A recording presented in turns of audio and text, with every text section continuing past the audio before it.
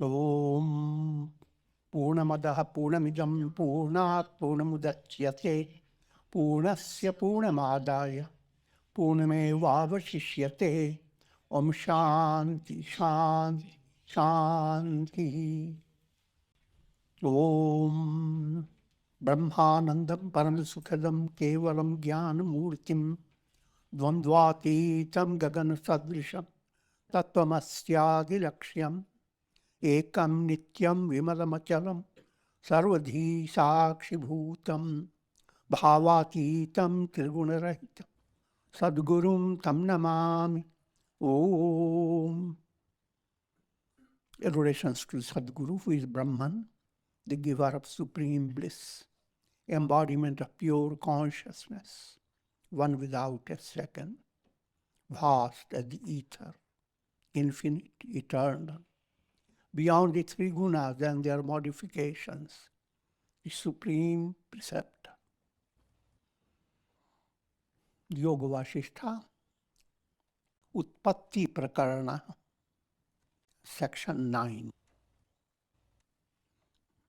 Sage Vasishtha is giving the essence of all the teachings that he is going to present to Rama. It follows the style of the ancient literature, scriptural literature. The very first portion, beginning portion, contains the whole essence, the goal. And then all other chapters go on elaborating the goal. Only with Yoga Vasishtha there is a mystical problem. When it is beginning, Sage Vasishtha forgets it. A joke. He doesn't forget it. But his Gada Parinyaya is presented again and again like hammering. This has been pointed out before when Rama asked, how long will it take to become liberated? Not exactly in the same way. That's about. When Vasishtha explained that abhyasa, repeated effort, therein lies the answer. You have generated your negative within you by abhyasa. You have practiced it day by day. You stood on doing that practice on one foot. That's how the scriptures describe the negativity, the demons. They also gain power because they practice a lot of austerity. That's a mystical way of presenting. The reality behind it is everyone has sustained sorrow, pain, misery, sadness, and mixed up with little effervescent gladness, some sunshine of expectations. But predominantly hollowness, helplessness, misery, humiliation. That's what has been sustained by the mind.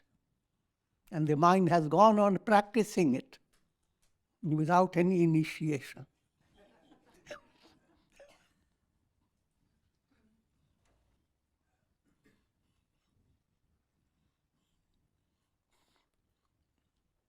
Now, you need to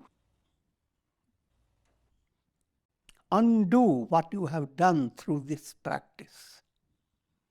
Counter practice, allowing the mystical insight that all the misery, all the pain that the mind is presenting, it's in a mystical way, they are all mental projections.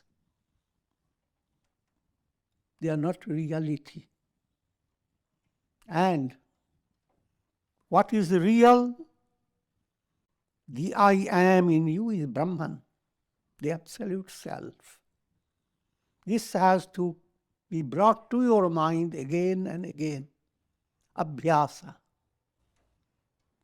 Listening to the teachings of the scriptures, coming to develop a clarity about who am I,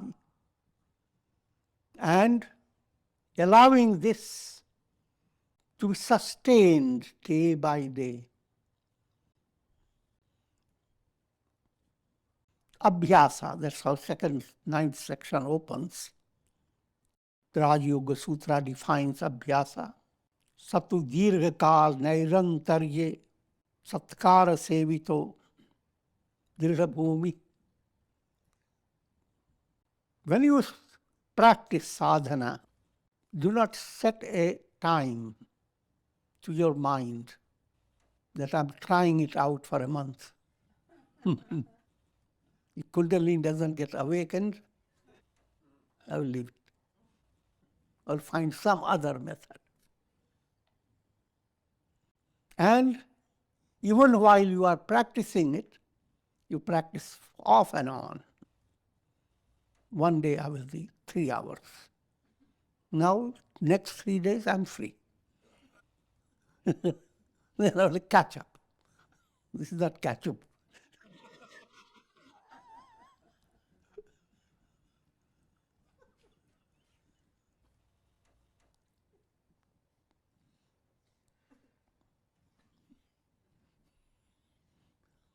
So it should be nairantaryam, without break. Just like you take your food, certain things you do in daily life, and you go on doing them. Taking your tea, taking your food. Minimum, you go on breathing at least.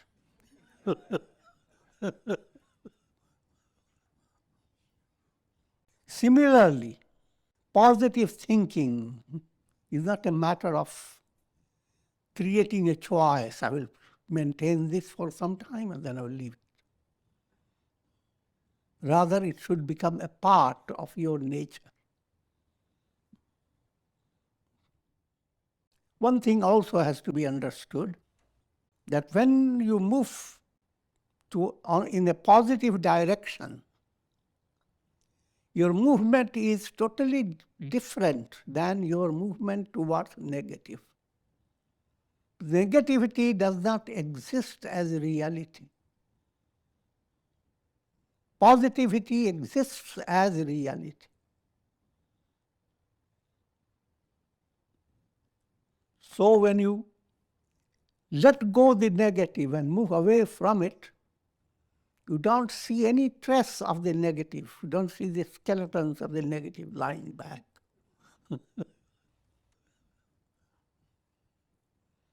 What does it imply? The spiritual movement becomes more spontaneous.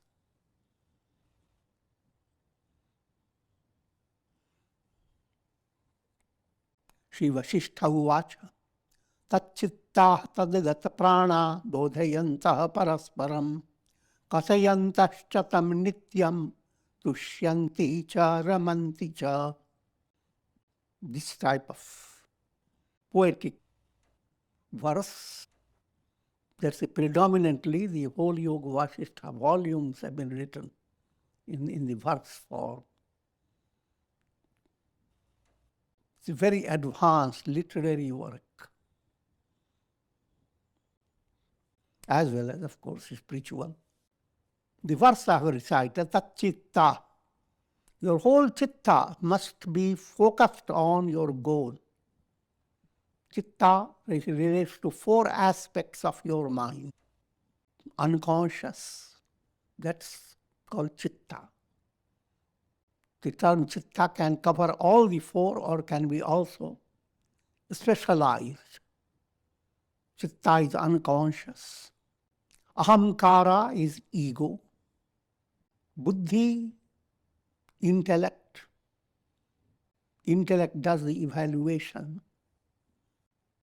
and manas, mind. Mind picks up all the impressions through the senses and offers it to the intellect. Intellect, guided by ego, creates an evaluation, what to accept, what to reject. And what it has accepted is stored in your unconscious. Not ordinary storage, very advanced technical. So that's called tat-chitta, allowing this whole fourfold mind to become involved in realizing who am I. Practice of Atma-vichar, Tadgata prana.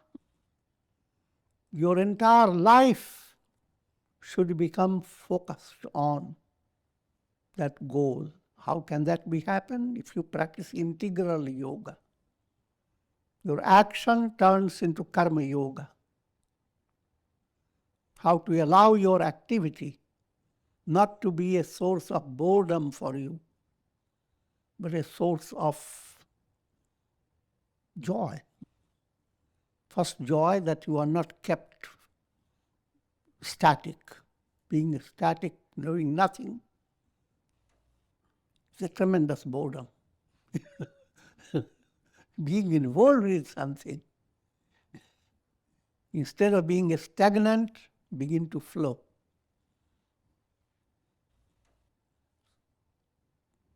So how to allow your flow of action to become enriching to your personality.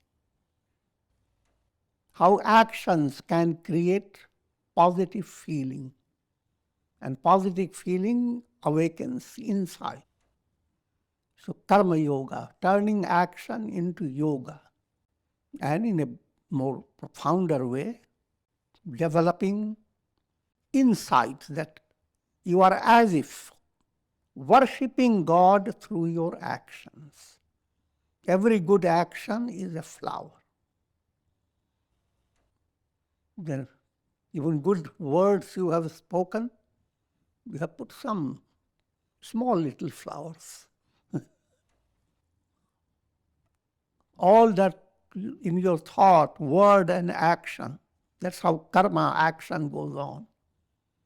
Action is not just by your hand. It goes in thought level, word level, and action. All the three become involved with the spirit of worshipping God. So instead of going after achieving the objects of desire, that automatically happens. You do that, is a practical word. But instead of keeping the mind completely focused in that level, you add to that practice surrender to God. And it is this sense of surrender that is the greater joy in your action than having success in your action. And you will have both. But the greater joy is how closer you feel to God within you. There lies a greater joy. That's the nature of karma yoga. Similarly, your feeling must turn into bhakti, devotion. Whom do you love really? First, to understand how the role of love, what it makes your whole personality when it was touched by love, no matter what concept of love you have. And what is the reality behind it? The source of all that. God, the infinite love. How to go on assimilating that in your life. Living to love God. And in that process, third level, how to allow the mind not to scatter its energy, but to train the mind, live to allow the mind to become focused. Ekagrata, dhyan, practice of meditation, Raja Yoga. And then your understanding level, that's what is the highlight of Yoga Vasishtha. How to understand that I am not the body, I am not the mind, etc. I am the ultimate self, liberated, infinite self. Bodhayantaha parasparam. And as you become involved in treading the path leading to liberation, try to share your knowledge with others. You cannot live without talking. Without chit-chats, without sharing. Now, don't give up that nature of life, but direct that in a different way. That is to say, become a source of disseminating knowledge in every way possible. In your gestures, in your looks, in your action, in your words. How can you be exemplary so that what you are aiming at, you are also sharing the joy with others? In a very simple way, if you are studying Gita and you have enjoyed it, now create a group and take up the study of the Gita little by little. Share your knowledge and hear what others have to say. And if you don't have all the resources, receive from any authentic guidance. Anything that you want to learn, the secret mantra behind it, if you were to share that knowledge with others, you will learn that fast. If you don't share it, you will not learn fast. That's what I've been explaining to you. Tat chitta tadgat prana bodhayantaha parasparam.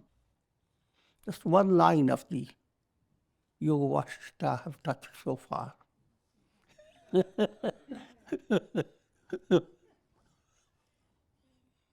Allowing your chitta to flow to God, all the four-aspected mind, and allowing your very life to become involved with all the integral yoga movement. And sharing whatever you are doing. If you are enjoying Hatha Yoga exercises, give some lessons to others. I'm giving you a more extended understanding. Life should be interesting. When you share qualitative insight with others, when you share something that does immense good to others, there is a kind of joy that nothing else can give you, no money can give. And of course, what we are really focused on, that sharing allows you to advance, to gain that knowledge faster. But when you consider it completely your joy, your secret treasure, then keep it only to yourself and feel that you have nothing to do with the world. Let the world go to hell. I want enlightenment.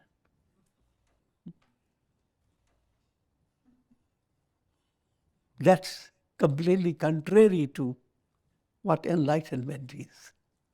So now we have to understand what enlightenment implies, and that's what Yoga Vasishtha continues.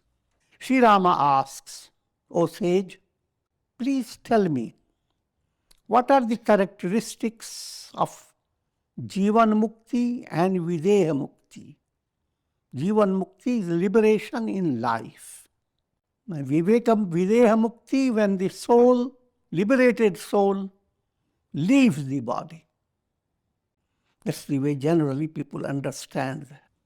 More advanced way to understand, and that Yoga Vasishtha will give you later all those steps. There are 7 steps of wisdom. I will just enumerate that. First step is called Shubhecha, aspiration. Second step, Vicharana. Your mind is flowing with vichar. Who am I, etc. Assimilating the scriptural teachings. Tanumanasi, third state.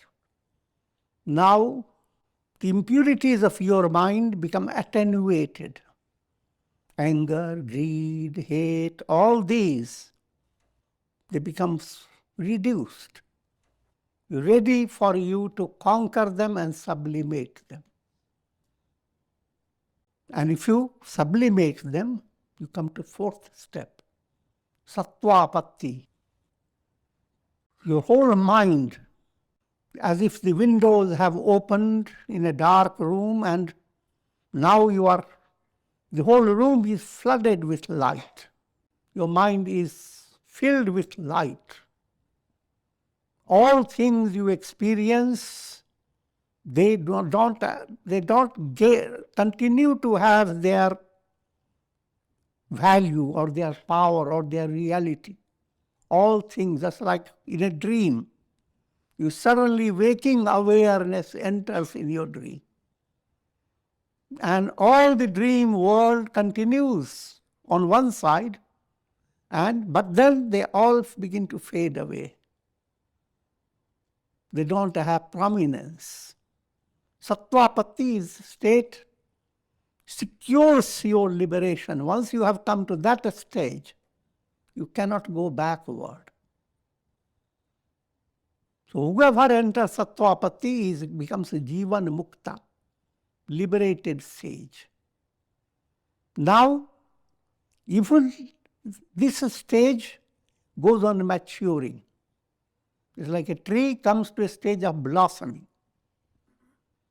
Blossom comes to the stage of bringing little fruits. Sattvapatti has come to the stage of fruit level. Now it continues to ripen.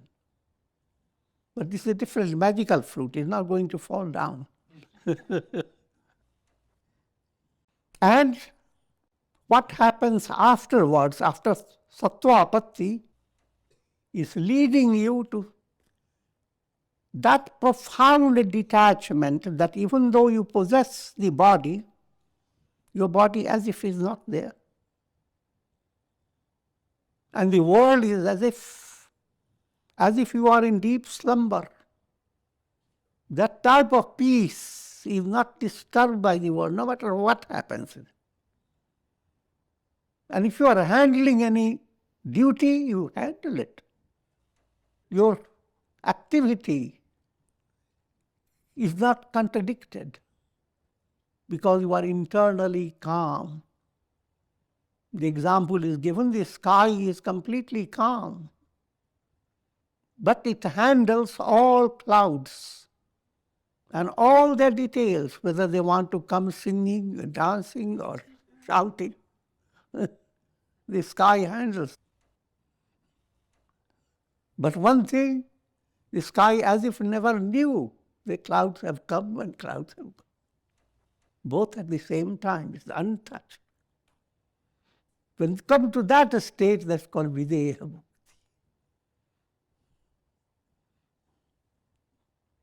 For masses, bodiless, that state of understanding requires a little more substance in the head.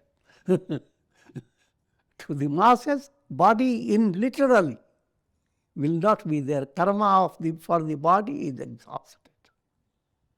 That's called Videha Mukti. This is more for intellectual information. The real practice is focused on, just become liberated. Don't worry about if you are Jivan Mukta, you will become Vidya. It doesn't make any difference. Vasishtha said, when a person comes to that stage that he continues to perform his duties and he is involved in karmas, but karmas that are in harmony, in accord with scriptural teachings, his actions will not be immoral actions. It will be a kind of exemplary actions, righteous actions that will follow even without his thinking. Becomes natural. The sandalwood will always give sandal fragrance. It's natural. Sandalwood doesn't have to think about it. He's a good person, therefore put fragrance. It's a bad person, let me throw up some garlic smell. Sandalwood is just sandalwood. So while doing all types of karmas, and we must realize sages have, all the scriptures have been written by, they are all karmas, writings, teaching students. Shankaracharya has big trips, day by day, going from one place to another. Lots of discussions, dynamic activities. And while doing all that, you turn to Shankaracharya, give me the teachings. Nothing exists. Brahma Satyam Jagan Mithya. Brahman alone is real, this whole world is that.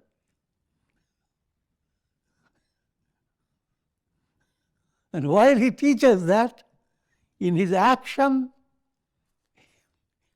he is much more studious than students, much more inspired poet than ordinary people. And his activity is so efficiently, skillfully performed that for centuries you continue to admire his work.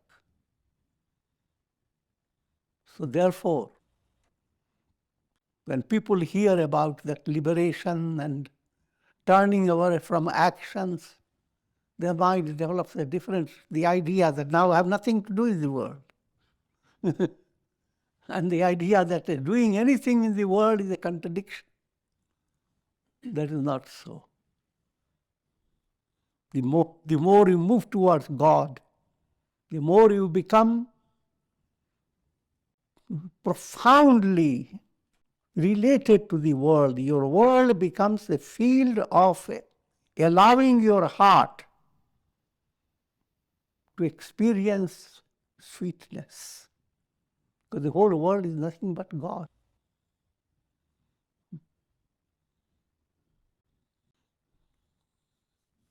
Therefore, the prayer comes, Sarve Bhavantu Sukhina. So, performing all his duties, inwardly he is like the sky, untouched, as if nothing has ever happened. Another example is given, simile.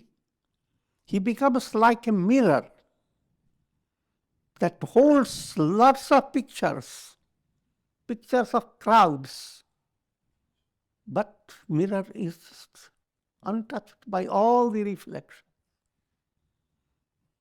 People look at it and say, look at that. He says the world doesn't exist. But look at the whole world is there, focused on him. Because we're looking at a mirror, reflections. Reflections are deluding you. Mirror is the mirror. It has not been touched. Saintly personality is a mirror. Though doing various duties, again, that also you have to understand, according to karmic law, prarabdha karma maintains your body, how long you will live. Prarabdha karma determines jati, ayu and bhoga. To what class you will be born. Will you be born in India, in the north, or will you be born in the south? Will you be born in United States or in Alaska? all possibilities are there, but karma will determine it. Jati, what type of lineage you will have. Ayu, how long will you live? And bhoga, what will be the general plan in your life, which means just like seasons come, life has also like summer season, all wintry season. Spring begins to come. And led by your karma, there is a different style of life. Some people go through what's called Shani Dasha, 7 years of suspense, austerity. That's one of the examples. And if I were to give you shocking type of description, saintly personalities led by their prarabdha can end their life like Christ did. Shankaracharya, Vivekananda, all they died early. Ramakrishna suffered from cancer. Raman Maharshi as well. So when you look at how long they live, there is variation. Some sages have lived on more than 100. That's dependent upon the karma of the body that they incarnated into. The prarabdha karma determines jati, your lineage, your ayu, how long, your bhoga, how many types of experiences you will have, pleasant and painful. In the case of those who are not enlightened, this will repeat because your karmas don't end, so you will be born again. Again, all the three will change, led by your, because sanchita karma is accumulated storehouse, vast. Only a handful of that sanchit brings about your physical body. And while you live, you add to that sanchit karma. The karma comes in 3 aspects. Sanchit, accumulated. Kriyaman, karma that is operating in your day-to-day life. Agami, karma that will operate in future. So, whatever you are, as you are involved, all the 3 aspects are being sustained by your process. Sanchit, storehouse, present life, and life to come. When you attain enlightenment, the entire sanchit burns up immediately. Agami, future, stops because in order to create karma, you have to have the illusion, I am the doer. You have to pat your ego.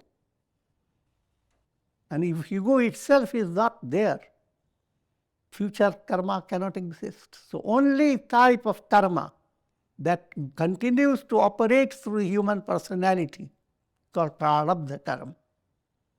To enlighten one, only prarabdha karma continues. As it continues, it operates in 3 ways. Swecha prarabdha. You plan and you see your plan succeed. So it is, you are the planner and you are allowing it to succeed. It's called Swecha Prarabdha. Parecha Prarabdha, you have planned to do something, and a whole group of people have joined you, your disciples, your fans, and they are pushed your work beyond what you had expected.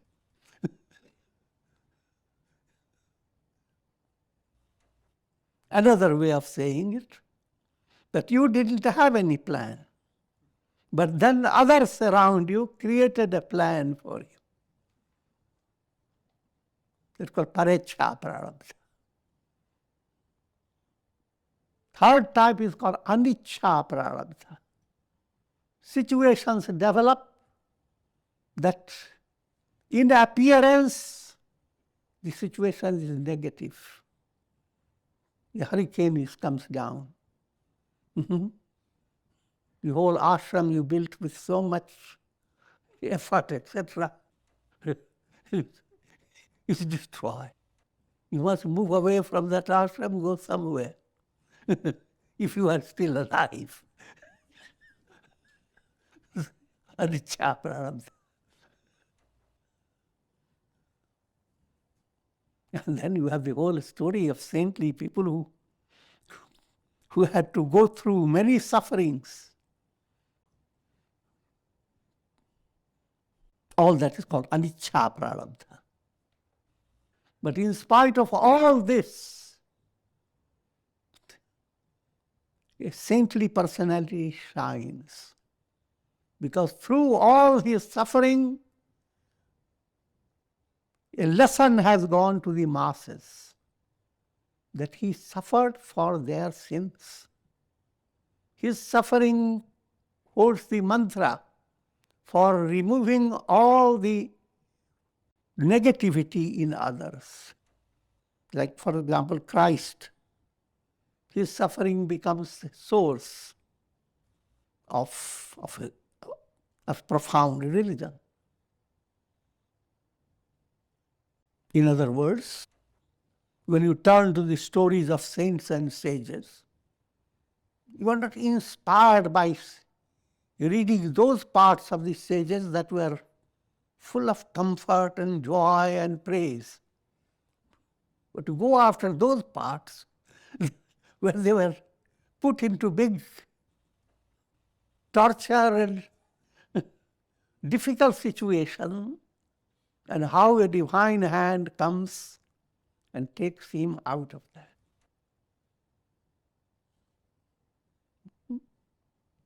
I will not detail on that. That's the whole world is filled with. All saints in all religions. But all this does not in any way implies that a liberated sage goes through any type of suffering. Nakinchit karomiti, it's Gita statement. One who knows the self. Inwardly, I do nothing. Since the world itself is nothing.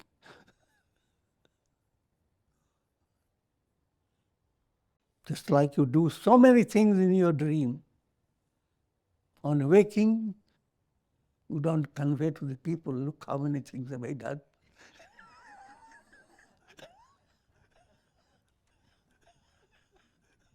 You did nothing.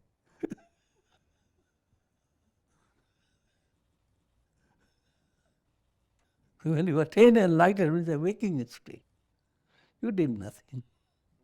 The whole world has been fashioned by a divine plan. You can't even grow your nail. It grows by nature.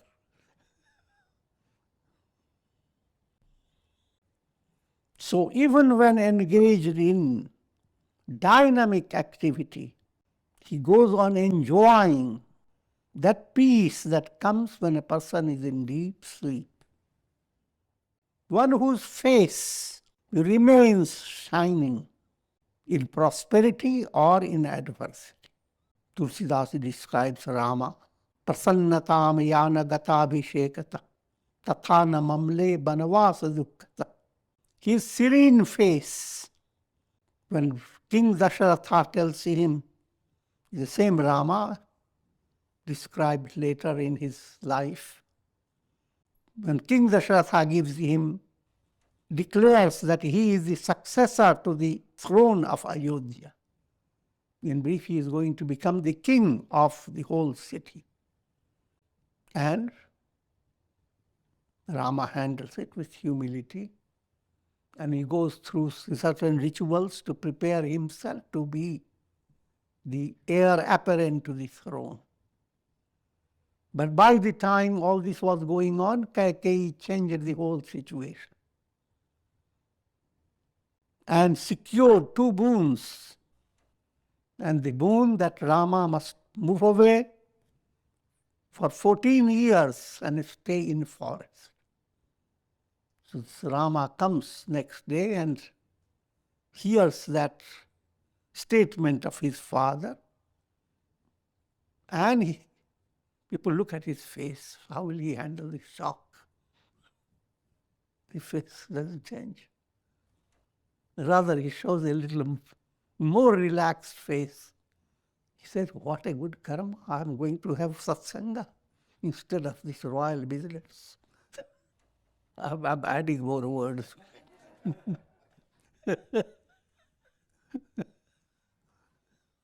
What a big fortune.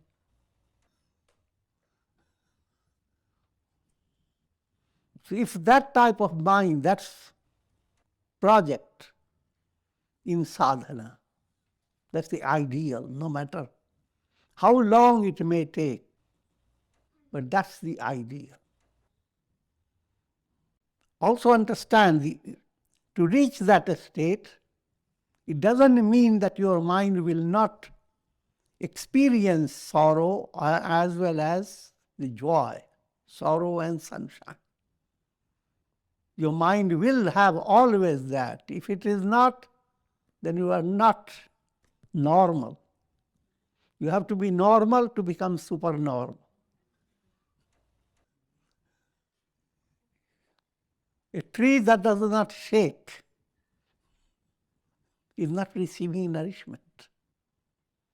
Little shaking is a part of your growth. But with every little shake, if you break down, that's abnormal.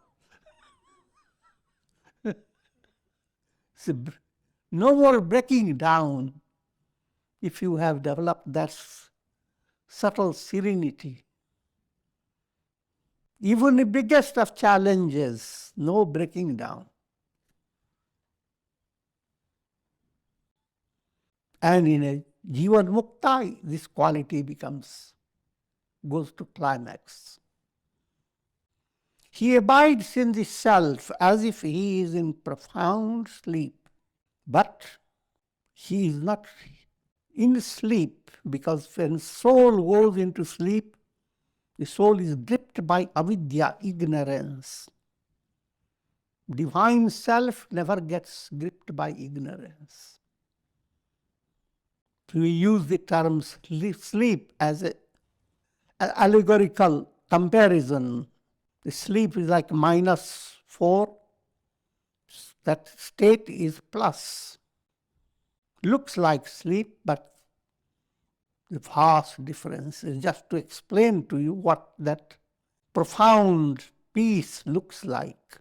Everyone has experience with sleep. And if you think over it, then you can understand how in sleep everything moved away, even your dear ego. And you didn't miss it. It was not a tragedy. Likewise, the entire world moves away, and you are the best. Life continues to present conditions of great warmth, joyousness, affection, as well as conditions of aversion, hatred, and conditions of fear. One who is enlightened faces all these by creating change in his personality, just like an actor puts on roles. Same actor that plays the role of Ravana begins to play the role of a sage. I'm joking.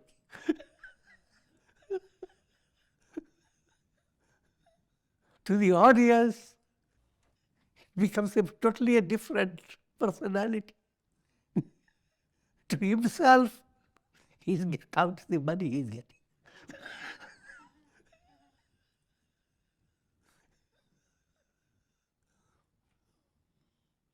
The humorous implication of the word nut.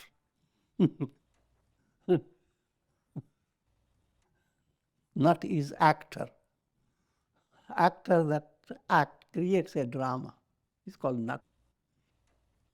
All souls are nut. And the souls begin to evolve, it does not cut. Go removing these obstacles, cut. Nut.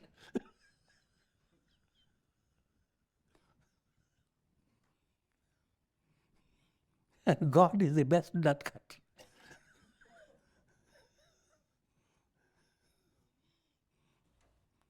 Nut cut word means, literal translation is be naughty. An enlightened sage is not gripped by the disease of egoism, ahankar, no ahankar, doesn't inflate his ego. Whether engaged in action or withdrawn from action, his mind does not have any egoistic affirmation that I have not been doing action or I have been doing action. He is just detached from both action and inaction. And it goes on entering to a deeper, profounder experience of sages. The sage becoming united with God. His experience is same as God's. That again is allegorical term. He is no longer there. God alone is. He sees the entire world, three worlds, in his consciousness. He is the infinite self. He does not cause fear in anyone. And all the three worlds cannot inflict fear in him. And with this I'm going to conclude. Om Purnamadaha Purnamidam Purnat Purnamudachyate Purnasya Purnamadaya Purnamevavashishyate Om Shanti Shanti Shanti.